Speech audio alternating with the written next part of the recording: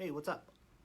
I'm gonna do this again because last time it didn't work. So I'm gonna share a quick productivity tip from the depths of computer science, because there's a lot of people right now, a lot of people that feel like, hey, I'm quarantined, I'm gonna be super productive, and it's not really happening the way they would want it to, because there's a spectrum. There's always a trade-off for everything you do, right? If you want to make money now, there's a trade-off for exploration later. If you want to explore now, there's a trade-off in that you might not be able to exploit as much right now.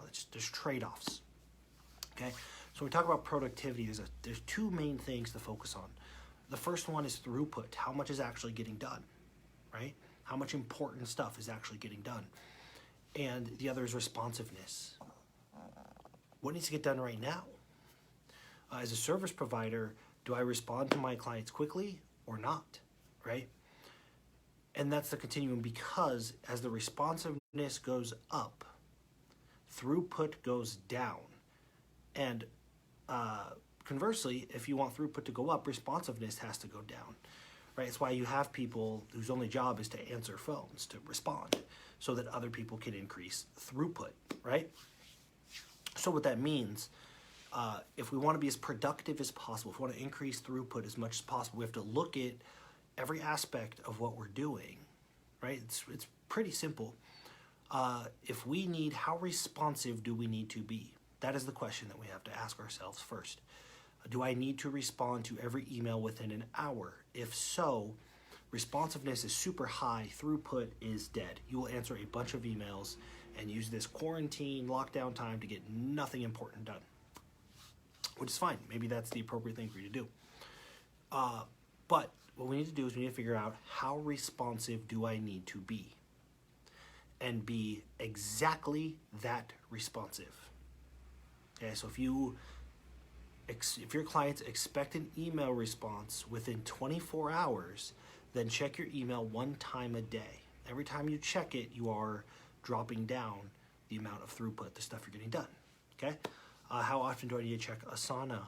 How often do I need to check in with a partner or a client? This also goes throughout the week. People have a lot of there's a lot of opinions about meetings, right? But office hours it's called interrupt coalescing. So office hours means for these 2 hours of the day, anybody can come in and get all their stuff done and get out. What that does is it allows us to be responsive one time for 2 hours versus being responsive 10 times throughout the day and get nothing done. Right, so as you're quarantined and as you're trying to figure out, how do I be more productive? Every time you're refreshing Facebook, okay, you're being responsive. You are eliminating the amount of stuff you can get done in a day. So how responsive do you need to be? How often do you need to check your newsfeed? How often do you need to check in with a partner or a client, right? And then set up a system to do exactly that much, no more, right? If throughput is the goal. Now, if responsiveness is the goal, just sit here and wait for things to come in and respond to them. But my assumption is, when people say, I'm going to be super productive because I'm locked down, they're looking to improve their throughput. And so that is it's interrupt coalescing. It comes from computer science. It's pretty straightforward. It's pretty intuitive. But like most things, we need a framework in order to actually implement it. So go through your email, go through your Facebook, go through your Instagram, go through your anything that you feel is productive but is actually responsive, and figure out how responsive you actually need to be, and then set up a system to be exactly that responsive, right? So the rest of your time and energy goes into increasing throughput, the amount of stuff getting done. Cool?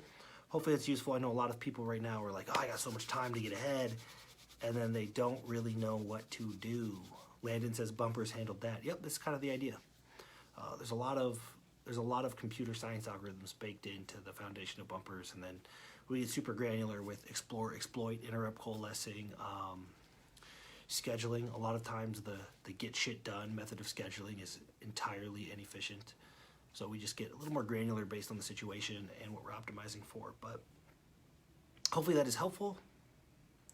Figure out how responsive you need to be and be exactly that responsive, no more, no less. Put the rest of your free time into increasing throughput. Okay, that could be, and don't get so myopic in thinking you have to produce things. That could be improving your relationship with your significant other, right? that's something getting accomplished. You can increase throughput in that area. But every time you say, okay, I'm going to spend time with my husband, my wife, my kids, and you're responding to emails, right? The outcome is diminished because responsiveness is high, right? So just be aware. There's a trade-off. There's no right or wrong. Just be aware of it so that you can control how much you get done or how responsive you are, and not sit around twiddling your thumbs trying to figure out how to handle this shelter in place that a lot of us dealing with. I get to come to the office every day. I said yesterday I'm a Seahawks fan. I'm a Nightmare Before Christmas fan. And I'm a fan of books. So that's that. I'm going to get ready for some Seeking Certainty with Dan Nicholson. Hopefully we'll see you guys there.